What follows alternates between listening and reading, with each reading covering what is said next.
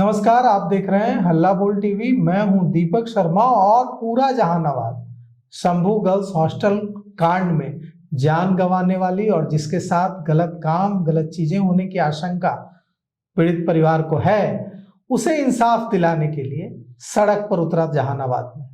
और बिना किसी नेतृत्व के हजारों हजार, हमारे संवाददाता ने जहानाबाद से हमें कहा कि 10,000 से भी ज्यादा की भीड़ बिना किसी नेतृत्व के स्वतः स्फूर्त ढंग से सड़क पर उतरी हो, ऐसा उसने नहीं देखा। तो यह जो भीड़ जहानाबाद की सड़कों पर थी, यह भीड़ क्या चाहती है? यह भीड़ इंसाफ चाहती है। यह भीड़ चाहती है कि जो एक बेटी जहानाबाद से डॉक्टर बनने का सपना लेकर पटना आई थी और अब कभी लौटकर अपने गांव नहीं जाएगी, उसे इंसाफ मिले, पता चले उसके माता पिता को कि उसके साथ क्या हुआ, उसके साथ अगर दरिंदगी हुई तो यह दरिंदगी किसने की। अब तो सीबीआई को जांच सौंप दी गई है, तो फिर परिजनों को यह भरोसा होना चाहिए था कि न्याय मिलेगा। क्यों नहीं भरोसा जम पा रहा है? इस बारे में चर्चा करने के लिए हमारे साथ हैं पूर्व आईपीएस अधिकारी जयप्रकाश सिंह। इनसे हम जानेंगे कि जब कोई मामला सीबीआई को भेजा जाता है तो उसकी टेक्निकलिटीज क्या होती है, कहाँ जाता है। जैसे बिहार सरकार ने अगर सिफारिश कर दी तो यह सिफारिश कहाँ जाएगी, उसके बाद किन चैनल से होकर गुजरेगी और कैसे इसका आयु नियुक्त होगा, क्या प्रक्रिया है, यह हम जानेंगे पूर्व आईपीएस जयप्रकाश सिंह से। तो बिहार सरकार ने सिफारिश कर दी, अब यह सिफारिश कहाँ जाएगी, क्या प्रक्रिया है? देखिए, जहां तक प्रक्रिया की बात है, बिहार गवर्नमेंट आमतौर पे एमएचए को लिखती है, भारत सरकार के गृह मंत्रालय डीओपीटी को लिखती है, नहीं गृह मंत्रालय को लिखती है और फिर गृह मंत्रालय डीओपीटी को लिखती है। अब इस स्टेज पे जानना ये जरूरी है कि डीओपीटी, डिपार्टमेंट ऑफ ये पर्सनल एंड ट्रेनिंग, ये ministry of personnel public grievances और ट्रेनिंग के अंदर आता है। लेकिन जो डीओपीटी है ये प्राइम मिनिस्टर ऑफिस से अटैच होता है, तो डीओपीटी पर सीधे सुपरविजन प्राइम मिनिस्टर ऑफिस का होता है। खैर, प्रक्रिया यह है कि फिर डीओपीटी इसको सीबीआई डायरेक्टर को मार्क करती है और सीबीआई डायरेक्टर देखते हैं कि हमारे पास कितने केसेस हैं, कितने रिसोर्सेज अवेलेबल हैं, हम इस केस को ले पाएंगे या नहीं ले पाएंगे, नेचर ऑफ केस क्या है। आमतौर पे बलात्कार या हत्या के मामले बहुत सिंपल माने जाते हैं क्योंकि हर राज्य में और आए दिन हुआ करते हैं। लेकिन अगर किसी मामले में बहुत पेचीदगी है, उसके कई डायमेंशंस हैं और राज्य सरकार चाहती है या कोर्ट चाहती है, तो वो इसको कर लेते हैं। बट राज्य सरकार द्वारा रेकमेंड करने का मतलब ये नहीं है कि सीबीआई इस केस को इन्वेस्टिगेट करेगी ही करेगी। डीओपीटी सीबीआई डायरेक्टर का ओपिनियन लेती है और उस ओपिनियन के बाद फिर डीओपीटी नोटिफिकेशन करती है कि केस को सीबीआई को दिया गया।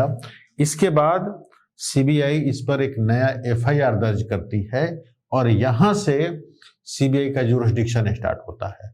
शुरुआत उसके बाद सीबीआई डायरेक्टर यह तय करेंगे कि कौन सी यूनिट जांच करेगी इसकी। आमतौर पे जो सीबीआई का जो बिहार में जो सेटअप है, यहाँ पर ज्वाइंट डायरेक्टर होंगे सीबीआई के, उन्हीं को केस असाइन किया जाता है।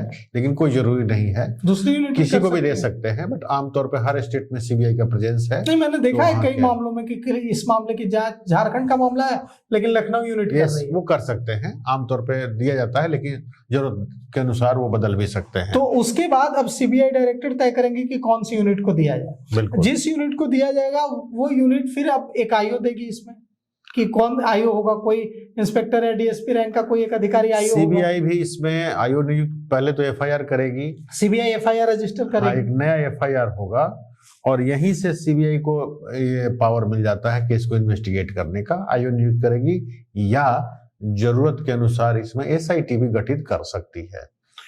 फिर अगर आयु होगा तो एक ऑफिसर होगा, एसआईटी होगा तो ग्रुप ऑफ ऑफिसर्स होंगे। इसके बाद सीबीआई सबसे पहले काम करेगी, क्योंकि बिहार पुलिस एक केस इन्वेस्टिगेट कर रही थी, तो सारे जो इस केस से संबंधित डॉक्यूमेंट्स हैं वो सीबीआई ले लेती है और रजिस्ट्रेशन के साथ ही बिहार पुलिस द्वारा जो ये जांच चल रही थी वो वहीं रुक जाता है। सो बिहार पुलिस के जो भी लोग इसको जांच कर रहे थे, उनका फिर ये दायित्व बनता है कि सारे डॉक्यूमेंट्स और जो एविडेंस अब तक मिले सीबीआई को हैंडओवर करें और अब सीबीआई को जांच में मदद करें।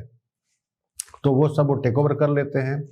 उसके बाद सीबीआई के जो आईओ होते हैं, एएसआईटी मेंबर होते हैं, बिहार पुलिस के उन अधिकारियों से भी बात कर सकते हैं जो इस केस से संबंधित हैं, जिन्होंने शुरुआती दौर में जांच किया हो, या एएसआईटी के जो मेंबर्स हैं उनसे अपना बातचीत करके चीज़ों को समझने का प्रयास करते हैं।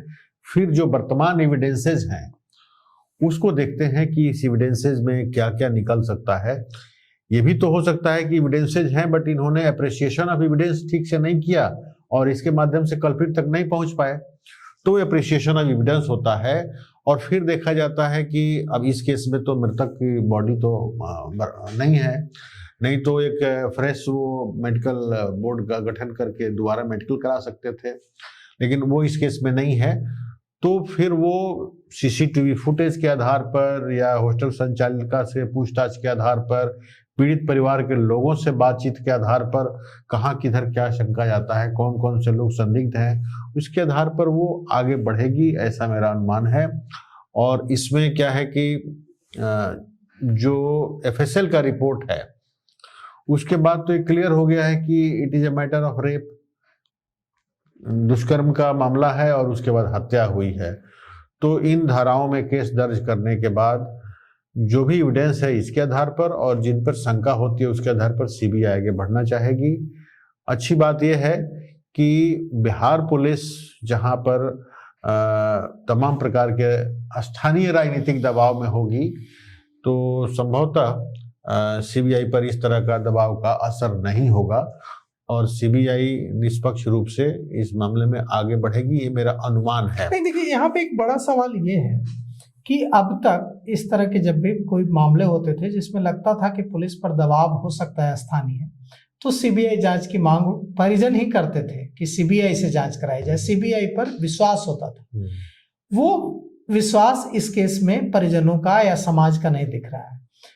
जो परिजन हैं आज जहानाबाद में, जो 10,000 से भी ज्यादा लोग सड़कों पर उतरे हैं, उनकी मांग है कि हमें सीबीआई जांच पे भरोसा नहीं है, न्यायिक जांच की मांग कर रहे हैं। वो क्यों हिला हुआ है भरोसा? भरोसा इसलिए हिला हुआ है कि बॉबी हत्याकांड में क्या हुआ, नवरूणा हत्याकांड में क्या हुआ, शिल्पी गौतम हत्याकांड में क्या हुआ, बरसों बरस जांच चली और नतीजा सिफर निकला। क्या वजह ये है? हाल का देखा जाए तो रुपेश सिंह हत्याकांड में भी सीबीआई को सौंपा गया था, उसमें कुछ खास नहीं निकला।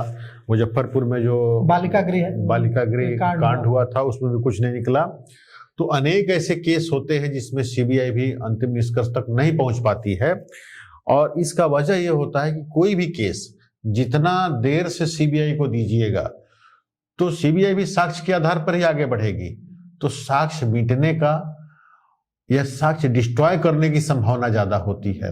अब जैसे इस केस में आप देखिए कि बिहार पुलिस के तमाम अधिकारी या तो सहानुभूति रख रहे थे या लापरवाह थे या केस को आत्महत्या में तब्दील करना चाहते थे। तो ऐसे लोग तो क्या पता साक्ष्य भी मिटा सकते हैं। तो जब साक्ष्य नहीं रहेगा तो सीबीआई भी जांच को अंतिम निष्कर्ष तक नहीं ले जा सकती है।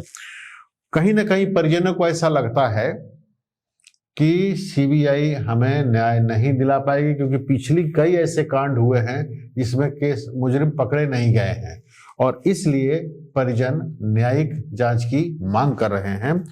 और मामला हाई कोर्ट में भी गया था और कल जो हियरिंग हुई थी उसमें अनुमान था, उम्मीद था कि हाई कोर्ट इस पर परिजनों की बातों को मानते हुए न्यायिक जांच को स्वीकार करेगा, लेकिन हाई कोर्ट का उस पर आया है जो कि सीबीआई को जांच करने देते आया है कि चूंकि जांच ऑलरेडी सौंपा जा चुका है इसलिए जांच देखते हैं जांच का निष्कर्ष क्या आता है। अगर आप जांच से सेटिस्फाई नहीं होंगे तो फिर आप फिर कोर्ट का दरवाजा खटखटाइए।